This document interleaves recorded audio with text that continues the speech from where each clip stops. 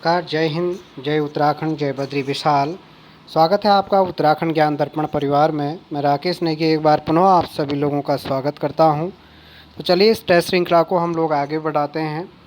पहला प्रश्न आपकी स्क्रीन पर है, राज्य में इंदिरा अम्मा भोजनालय का प्रारंभ कब हुआ था? उत्तराखंड राज्य में इंदिरा अम्मा भोजनालय का प्रारंभ कब हुआ था? तो इंदिरा अम्मा भोजनालय का प्रारंभ हुआ था आपका 2015 में। ठीक है, ये याद रखिए।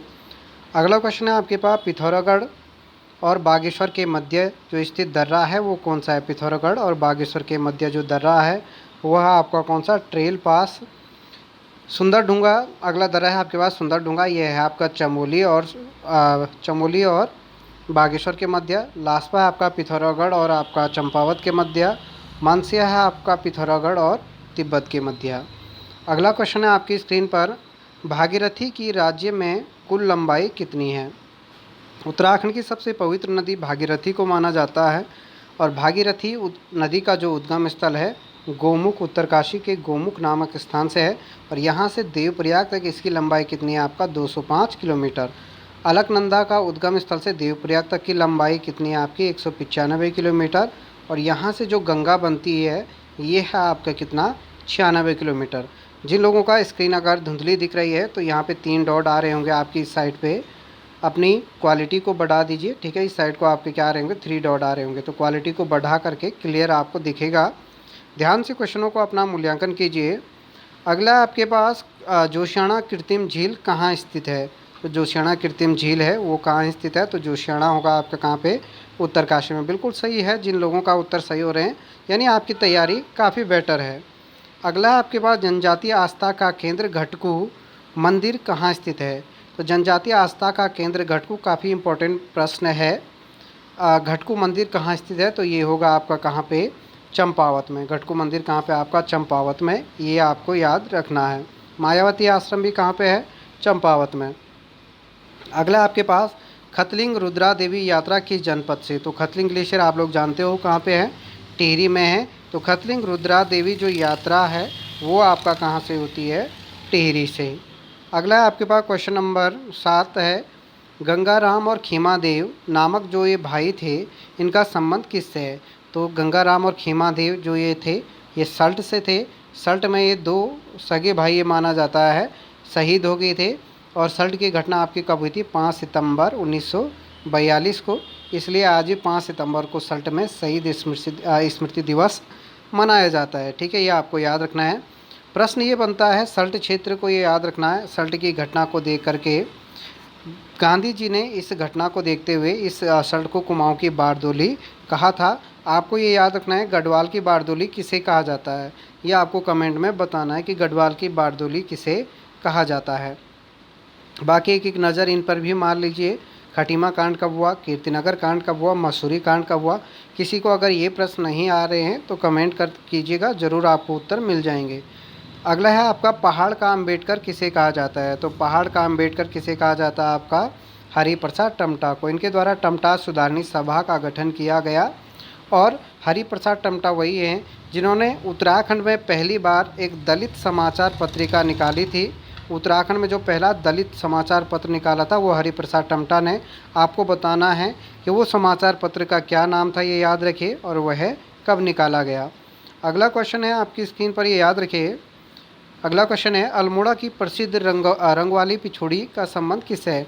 अल्मोड़ा में ही नहीं बल्कि पूरे कुमाऊं में रंग वाली पिछोड़ा पहना जाता है। यह एक तरीके का परिधान है चुनरी टाइप का, जो आपका क्या किया जाता है? शुभ अवसरों, शादी विवाह, पूजा में पहना जाता है। अगला आपके पास, राज्य के किस ताल को कमल ताल के रूप में जाना जाता है? तो कमल ताल के रूप में किसे जाना जाता है? आपका याद रखिए, नल सरोवर या नल ताल को। ठीक है, आपको ये बताना है नल ताल कहाँ स्थित है। अगला है आपके पास, छिपला केदार किस जनपद में स्थित है? तो छिपला केदार ऑप्शन दिए गए हैं, पिथौरागढ़, नैनीताल, चमोली और अल्मोड़ा। तो छिपला केदार है आपका कहाँ पे? पिथौरागढ़ में। छिपला केदार कहाँ पे होगा? पिथौरागढ़ में। अब एक 2 प्रश्न बनते हैं आपके, केदार खर्क और केदार कांठा, ये बुग्याल कहाँ है? आपको ये कमेंट में ज़रूर बताने हैं, आने वाली परीक्षाओं के लिए महत्वपूर्ण है। केदारनाथ आप लोग जानते हो चमोली में, लेकिन आपको बताना है केदार खर्क और केदार कांठा। रिवाइज हो जाएगा, नुकसान नहीं होगा। अगला आपके पास, रोतिड़ा आवास की जनजाति का है? तो रोतिड़ा नामक जो आवास है ये आपका ऑप्शन दिए थारू, राजी, भोटिया या जौनसारी। तो ये आपका राजी जनजाति का आवास है रोतिड़ा। राजी जनजाति को दोस्तों ये याद रखना, उत्तराखंड की जो सबसे छोटी जनजाति है वो राजी जनजाति है। इन्हें बनरावत भी कहा जाता है, बनरावत भी कहा जाता है। यह एक तरीके से हम लोग वनों में निवास करती है। और काष्ठ शिल्प में ये क्वेश्चन आयोग पूछा जा चुका है, इनमें से कौन सी जनजाति काष्ठ शिल्प में निपुण होती है, यानी जो रिंगाल की टोकरी वगैरह बनाते हैं वो कौन है? आपका राजी जनजाति। एक प्रश्न राजी जनजाति में मूक व्यापार, ठीक है, याद रखिए मूक व्यापार जो प्रथा पाई जाती है वो भी किस में है? राजी जनजाति में। तो 3-4 फैक्ट मैंने बता दिए, लिखते रहिए इसे। अगला है आपके पास नैनीताल स्थित राजभवन की नींव कब रखी गई थी? तो नैनीताल स्थित राजभवन की जो नींव रखी गई थी, ऑप्शन आपकी स्क्रीन पर हैं, 1897 में। और आपको ये याद रखना नैनीताल राजभवन का जो डिज़ाइन है वो किस शैली में बना है, ठीक है, याद रखिए नैनीताल राजभवन किस शैली में बना है। और जो ये याद रखिए आज उत्तराखंड का उत्तराखंड का उच्च न्यायालय है वह देश के कौन सा नंबर का हाई कोर्ट यानी उच्च न्यायालय है? ये 2 प्रश्न आपको कमेंट में बताने हैं। अगला है आपके पास कुमाऊं का दार्जिलिंग किसे कहा जाता है? तो कुमाऊं का दार्जिलिंग आपका किसे कहा जाएगा? कोसानी को, ठीक है, याद रखिए। इसी कोसानी में गीता पर अनासक्ति योग लिखी थी महात्मा गांधी ने, और इसे कोसानी को भारत का स्विट्ज़रलैंड भी कहा था, ठीक है, आपको ये याद रखना है। बाकी आपको याद रखिए रानीखेत को पर्यटकों की नगरी कहा जाता है। कई बार माइंड में ये आता है कि पर्यटकों की नगरी रानीखेत या मसूरी होगा या हरिद्वार होगा, लेकिन ऐसा नहीं है। पर्यटकों की नगरी किसे कहा जाता है? रानीखेत को, ठीक है, ये आपको याद रखना है। अगला आपके पास कीर्ति स्तंभ कहाँ स्थित है? तो ये याद रखिए कीर्ति स्तंभ पर्वत आपका कहाँ पे होगा? ये याद रखिए उत्तरकाशी ज़िले में, ठीक है, याद रखिए कीर्ति स्तंभ पर्वत कहाँ पे होगा? आपका उत्तरकाशी में। कीर्ति ग्लेशियर भी आपका उत्तरकाशी में जो आयोग ने दिया भी था। अगला आपके पास उत्तराखंड में दीक्षित जो स्थायी राजधानी चयन के लिए एक आयोग बनाया गया था, दीक्षित आयोग। इसका गठन कब हुआ था? आपका 2003 में, ठीक है, याद रखिए इसका गठन कब हुआ था? 2003 में। अगला क्वेश्चन है आपके पास हिमालय सांस्कृतिक केंद्र, यह कहाँ है? देहरादून में है। हिमालय सांस्कृतिक केंद्र आपका कहाँ है? देहरादून में है। इसकी स्थापना कब हुई थी? 2010 में। अगला क्वेश्चन है आपके पास अग्नि तीर्थ किसका पुराना नाम है? तो अग्नि तीर्थ है आपका, ये याद रखिए गोल्डन वैली कहा या सुनहरी घाटी कह सकते हैं, यह बागेश्वर के उपनाम है, ठीक है, याद रखिए। रानीखेत का मैंने आपको बता दिया है, ठीक है, पर्यटकों की नगरी किसे कहा जाता है? रानीखेत को। अग्नि तीर्थ जो बागेश्वर है 2 नदियों के संगम पर है, गोमती और सरयू के संगम पे है आपका कौन सा? बागेश्वर। अगला है कुमाऊं परिषद के तृतीय अधिवेशन की अध्यक्षता किसने की थी? तो आपको ये याद रखना कुमाऊं परिषद के जो 6 अधिवेशन हुए थे उनको ज़रूर याद कर लेना है, ठीक है, कि कहाँ हुए थे, उनकी स्थापना। नहीं कि कल करेंगे कल करेंगे कल करेंगे, कल कभी नहीं आता है, ये आपको ध्यान देना है। तो कुमाऊं परिषद के तृतीय अधिवेशन की अध्यक्षता किसने की थी? बद्रीदत्त जोशी ने। और तृतीय अधिवेशन काफ़ी महत्वपूर्ण है, ये आपका कोटद्वार में हुआ था। हिंदू मुस्लिम एकता के प्रेरणात्मक के रूप में भी माना जाता है। काफ़ी संख्या में जो लोग आए थे वो इसी अधिवेशन में आए थे, ये याद रखना। अब आपको ये याद रखना कुमाऊं परिषद की जो स्थापना हुई थी आप लोग जानते हो कब हुई थी? 1916 में। कमेंट में बताना है कुमाऊं परिषद की स्थापना 1916 में कहाँ हुई थी। अगला है आपके सुदर्शन शाह का राजकवि कौन है? तो सुदर्शन शाह आप लोग जानते हो, ठीक है, कलाविदों का शिरोमणि भी कहा जाता है, कुछ इतिहासकार बोलंदा बद्रीश भी कहते हैं, ये याद रखिए। और मौलाराम ने तो काफ़ी आलोचनाएं की है। सोम कृपण खसिया राजा किसे कहा है? सुदर्शन शाह को। टाइम पीरियड था आपका 1815 से लेकर के 1859 तक। तो इनके जो राजकवि थे वो कौन थे? आपके हरिदत्त शर्मा। ऐसा राजा जिसने मौलाराम को आश्रय नहीं दिया वो भी आपका सुदर्शन शाह था। चेतु, भले ही मौलाराम के 2 शिष्य थे, चेतु और माणकू को आश्रय देने वाला राजा भी कौन था? सुदर्शन शाह। ये प्रश्न आ चुके हैं इसलिए मैं बार बार रिपीट कर रहा हूँ ताकि आपका प्रश्न गलत ना हो। अगला है मौलाराम ने किसे दानवीर कर्ण की? मौलाराम देखो कभी किसी की ओर चले जाते थे तो मौलाराम को जो दानवीर कर्ण कहा, दानवीर कर्ण की उपमा या उपाधि दी थी वो मौलाराम ने किसे दी थी? रणछोड़ सिंह थापा को, ठीक है, याद रखना। मौलाराम का संग्रहालय आप लोग जानते हो श्रीनगर में है और इनका जो जन्म हुआ था, ठीक है, जन्म आप लोग 1743 में, ठीक है, याद रखिए 1743 में। एक टाइम पे प्रश्न काफ़ी चर्चाओं में भी रहा। परिवार का मुख्य व्यवसाय स्वर्णकारी था, अर्थात क्या था? सुनार था। क्या थे? सुनार। ये आपको याद रखना है। अगला क्वेश्चन है आपके पास राजस्व पुलिस भूलेख प्रशिक्षण संस्थान कहाँ स्थित है? तो राजस्व पुलिस पटवारी को कहा जाता है पटवारी ट्रेनिंग सेंटर। एक तरीके से उत्तराखंड राज्य में कहाँ पे है? जब पटवारी बनोगे आप लोग तो पटवारी की जो ट्रेनिंग होती है वो आपका अल्मोड़ा में होगी, ठीक है, याद रखना। और पहली बार पटवारियों के जो 9 पद सृजन किया था, ये याद रखिए, वो किसने किया था? ट्रेल ने। लेकिन उत्तराखंड में राजस्व पुलिस प्रणाली का जो जन्मदाता माना जाता है वो रेमजे महोदय को जाएगा। ये दोनों ही प्रश्न परीक्षा में पूछे गए। पहली बार पटवारियों के 9 पदों का सृजन ट्रेल ने, और राजस्व पुलिस की जो व्यवस्था एक तरीके से लागू कर दी थी वो की थी किसने? रेमजे ने। तो काफ़ी सितारे लगा देना इस प्रश्न पे।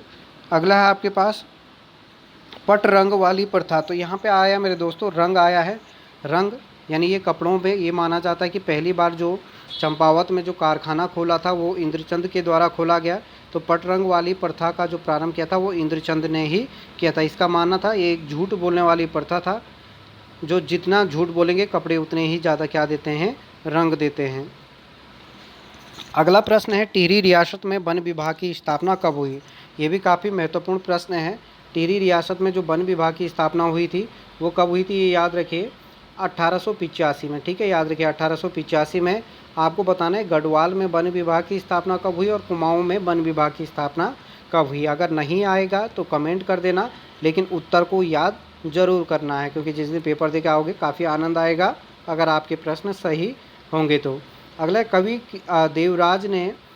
देवराज ने किस पंवार शासक की तुलना भीमसेन से की है? तो कवि देवराज ने किस पंवार शासक की तुलना? तो यह है आपका कौन सा? बलभद्र शाह, ठीक है। राइट आंसर क्या होगा आपका? बलभद्र शाह। राज्य का दूसरा सबसे बड़ा ग्लेशियर कौन सा है?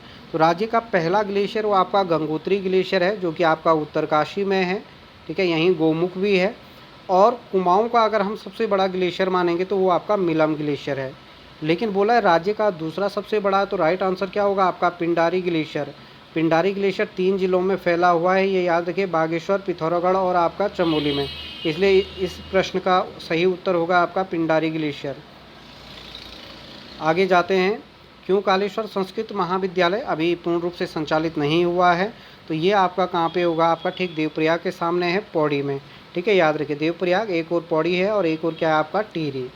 अगला आपके पास कटारमल का सूर्य मंदिर किस नदी के किनारे है? कटारमल मैंने कहा था आपको, ये याद रखिए, यह शकों के निवास की पुष्टि करता है और कोशी नदी के तट पर स्थित है। किस नदी के तट पर होगा? कोशी नदी। अगला प्रश्न है आपके पास उत्तराखंड के किस मंदिर की बनावट एलोरा के कैलाश मंदिर जैसी है? तो देखिए मैंने कहा स्क्रीन आपको दिख रहे होंगे। रघुनाथ मंदिर जो देवप्रयाग में है, पलेठी टिहरी में है, ठीक है। और एक इसका राइट आंसर क्या होगा आपका? एक हथिया देवाल। एक हथिया देवाल मंदिर जो बनाया था वो बाज बहादुर चंद के द्वारा बनाया गया था। किसके द्वारा? बाज बहादुर चंद के द्वारा, यदि ध्यान देना। और एक हथिया नौला भी एक भवन है जो कि आपका कहाँ पे है? चंपावत में।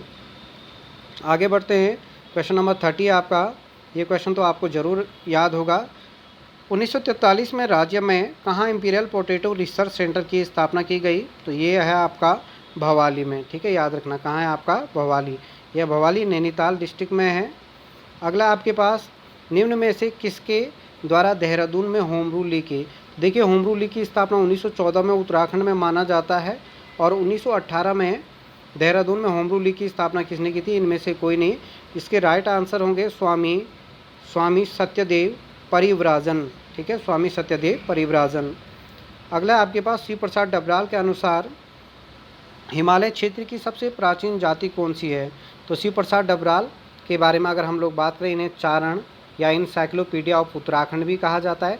टिहरी का इतिहास पुस्तक लिखी इन्होंने, किसने लिखी थी? आपकी शिव प्रसाद डबराल है। तो इन्होंने क्या कहा था कि हिमालय क्षेत्र की सबसे प्राचीन जनजाति कौन सी है? कोल, ठीक है, राइट आंसर क्या होगा आपका? कोल। उत्तराखंड का इतिहास कई खंडों में भी शिव प्रसाद डबराल के द्वारा लिखा गया। अगला आपके पास नंदा देवी राष्ट्रीय उद्यान की क्वेश्चन तो काफ़ी बेसिक क्वेश्चन है, याद रखना। आपको जो राष्ट्रीय उद्यान है, राष्ट्रीय अभ्यारण्य है, नदियां हैं, उनको जरूर याद करना है। शिव प्रसाद नंदा देवी राष्ट्रीय उद्यान का क्षेत्रफल कितना है? तो देखो मैंने कहा कई बार आप लोग बुक खोलते होंगे और ये लगता होगा ये हमें आता है, तो दीजिए आंसर। राइट आंसर सी बिल्कुल सही है। अगर आपकी तैयारी है तो बहुत अच्छी बात है। अगला आपके पास स्वाधीनता आंदोलन में उत्तराखंड की पत्रकारिता नामक जो ये पुस्तक है, इसके लेखक कौन है? तो स्वाधीनता आंदोलन में उत्तराखंड की पत्रकारिता, ये है आपकी जय सिंह रावत की, ठीक है, ये याद रखिए। अगला है आपके पास राज्य में कोसी नदी की कुल लंबाई कितनी है? नदियों की लंबाई भी आपको ज़रूर याद रखना है। छोटा सा हमारा उत्तराखंड राज्य है, बहुत ज़्यादा यहाँ पे 3-4 नदियाँ हैं। काली नदी तंत्र आपको पढ़ना है, भागीरथी, अलकनंदा या टोंस नदी तंत्र के बारे में पढ़ना है। सब कुछ आपका क्लियर हो जाएगा। धीरे धीरे धीरे करके पढ़ोगे तो याद भी होगा। कोसी नदी की जो राज्य में कुल लंबाई होगी वो आपका कितना है? 168 किलोमीटर। ये आपको ध्यान देना है, ठीक है। अपना मूल्यांकन कीजिए। जिन लोगों के 32 प्लस हैं ये याद रखें, काफ़ी बेहतर तैयारी आपकी है, ये ध्यान देना, ठीक है। जो क्वेश्चन गलत हो रहे हैं नोट ज़रूर करना। किसी भी तरीके की अगर जानकारी के लिए कमेंट कर दीजिए, या किसी को पेपर सेट चाहिए तो इन नंबरों पे क्या करना, आप लोग कॉल कर सकते हो, ठीक है। प्रत्येक दिन हमारी टेलीग्राम पर भी क्विज होती है। टेलीग्राम से जुड़ने के लिए दिए गए लिंक पर क्लिक करना, डिस्क्रिप्शन में दे दिया जाएगा। अगर वीडियो आपको अच्छा लग रहा है, फ़ायदा मिल रहा है तो चैनल को ज़रूर सब्सक्राइब कीजिए, ये बोलने की आवश्यकता भी नहीं है। सभी लोगों का धन्यवाद उत्तराखंड ज्ञान दर्पण परिवार के साथ जुड़ने के लिए।